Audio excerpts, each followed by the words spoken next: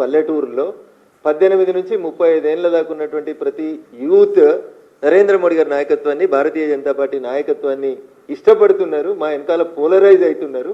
కాబట్టి టీఆర్ఎస్ వెనకాల ఖాళీ కుర్చీలు కనబడుతున్నాయనే బాధతో, ఆవేదనతో దీన్ని కన్ఫ్యూజన్ చేసి ఊర్లలో ఉన్నటువంటి ప్రజల్ని మభ్యపెట్టేందుకు కవితమ్మ చేస్తున్నటువంటి ప్రయత్నం.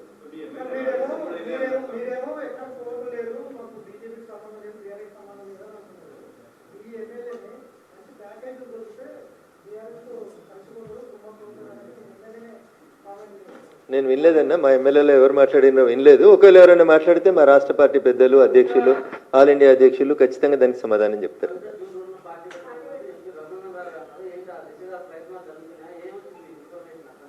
కవిత కొత్త పార్టీ పెడుతుంది అనేది నాకున్న సమాచారం. నేను ఆ రోజు కూడా మీలాంటి మీడియా మిత్రులు అడిగితే చెప్పింది ఏంటంటే, ఆమె నో పాయింట్ ఆఫ్ రిటర్న్ దాకా వెళ్ళిపోయింది, ఇంకా అతికేది లేదా సంసారం, కాబట్టి విడిపోతుంది. విడిపోయిన తర్వాత పార్టీ పెడుతుంది.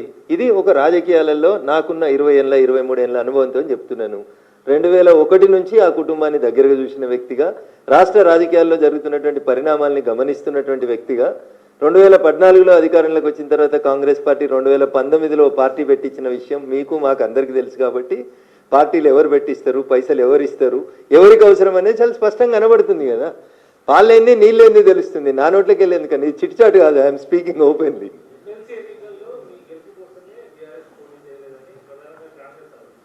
అన్న, ఊర్లలో ఒక మోటు సామెత ఉంటుంది, ఆడలేక మధ్యలో ఓడిందని. నీకు క్యాండిడేట్లు లేక, నీకు పెట్టే దమ్ము లేక, పోటీ చేసే ధైర్యం లేక ఇట్లే మాట్లాడుతుంటారు అన్న. ఎంపీ ఎలక్షన్లలో కూడా పొత్తులు పెట్టుకున్నారు, పరోక్షంగా సహకరించారు. ఇవన్నీ తప్పుడు మాటలు అన్న. ప్రజలని అమాయకులుగా భావించి ఓటేసేటువంటి ప్రజల్ని తక్కువ చేసేటువంటి మాటలు ఎవరు మాట్లాడొద్దన్న. అది చాలా తప్పు, దురదృష్టకరం. అది అన్నిట్లలో పోటీ చేసిరు వాళ్ళు. ఎంపీ ఎన్నికలలో అన్నిట్లలో పోటీ చేసారు. నా మీదనైతే 100 కోట్లు పెట్టిరు, మీకు తెలుసు. ఇక కాంప్రమైజ్ అయిన పాలిటిక్స్ ఏడు ఉన్నాయి అక్కడ? ఏడ కాంప్రమైజ్ అయ్యారు? ఏ సీట్ కాంప్రమైజ్ అయ్యారు చెప్పారు? కాబట్టి ఇవన్నీ అబద్ధాలు, తప్పుడు మాటలు. ప్రజలు ప్రజాస్వామ్యబద్ధంగా డాక్టర్ బిఆర్ అంబేద్కర్ గారు రాసిన రాజ్యాంగం ఇచ్చిన పరిమితులకు లోబడి ఓట్లేస్తేనే భారతీయ జనతా పార్టీ ఎంపీలైనా, కాంగ్రెస్ ఎంపీలైనా, ఇంకొకరైనా గెలుస్తారు. కాబట్టి ఒక పార్టీ ఇంకో పార్టీకి అమ్ముడు పోయింది ఇట్లాంటి మాటలు దయించి ప్రజాస్వామ్యంలో సరి అయినవి కాదనేది నా భావన.